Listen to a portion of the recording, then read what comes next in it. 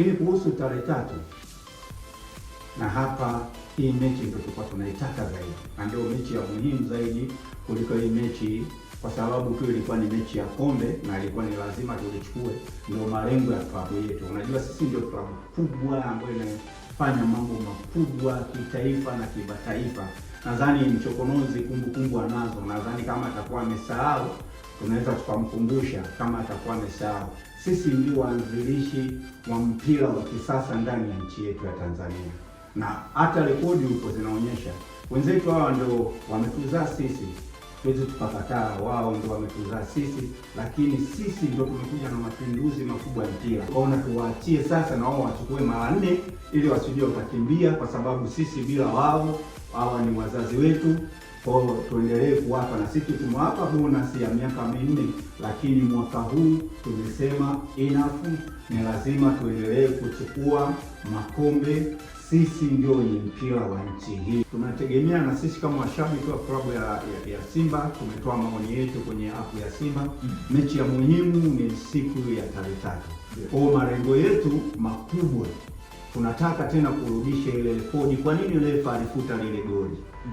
Kwa tunataka tuonyeshe dunia, tuonyeshe washabiki wa klabu ya Simba uwezo wa klabu yetu kwa mwaka huu na hasa huko mbele zaidi, kwa sababu yajayo yanafurahisha zaidi. Nadhani tunatoka sasa kwenye muundo wa kizamani, tunaenda kwenye muundo mpya. Tajiri wetu katuahidi mambo makubwa sana kwa msimu ujao, na kama mikataba itakuwa imekaa vizuri, nadhani mwakani msimu ujao tutakuwa na klabu bora zaidi kuliko hii. Lakini hata kwa klabu hii tulionao kwa sasa, kwa uwezo, ukiangalia kwa mchezaji mmoja mmoja uweze kukompea na wachezaji wa klabu ya Yanga. Labda tumie mbinu zingine, uwezo huo tunaona tutamfunga pale uwanja wa nyumbani ule. Ukitaka kujua Yanga ana roho mbaya au nzuri, ni kwenye issue kama hizo, kwa sababu tunapoenda kukutana na mtani tarehe 3, mechi ambayo sisi tunaenda kufanya ni maamuzi ya bingwa wa ligi kuu.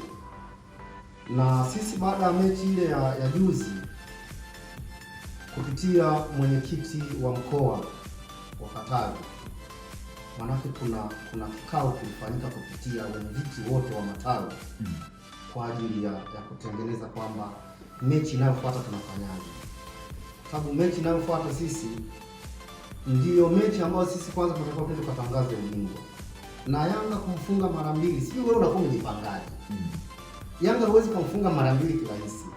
Na ukizingatia kama alivyosema ndugu yangu hapa kwamba ukijaribu kupima mchezaji mmoja mmoja kati ya wachezaji wa Simba na Yanga, quality tu ile inawatofautisha na labda nijaribu kuanza kutambua au kujaribu kutazama mechi iliyopita kwamba sisi tulifeli wapi na wao walifaulu wapi.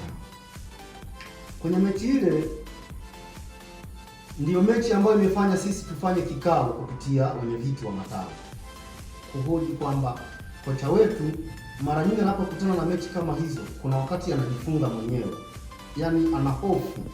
Inafika sehemu muda ambao yeye angeenda kufanya maamuzi ya mechi, anaenda kuvuruga mechi. Na ukiangalia hata ile mechi siku ile kama ulifuatilia, kuanzia dakika ya kwanza mpaka kipindi cha kwanza kinaisha, ile yaani sisi wenyewe tulishindwa tu kwamba haikuwa upande wetu kwa maana kumaliza mechi, lakini akaja akavuruga mechi kwenye sababu aliyoifanya Steve Baka, akajikuta yeye imemlipa kwamba sisi kafanya alihisi kama amemaliza mechi, kumbe mechi bado haijaisha. Akatoa kiungo mshambuliaji akaweka kiungo mzuiaji. Wakatoa Steve Baka, yeye alichokifanya akaweka kiungo mshambuliaji. Kwa hiyo akawa tayari ni malengo mawili tofauti.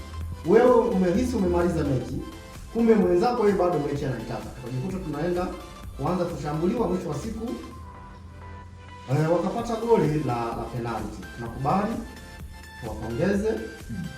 Lakini kwenye hii mechi sasa tunayoendea, ndipo ambapo sasa tumetoa maoni yetu kwa kumuuliza injinia,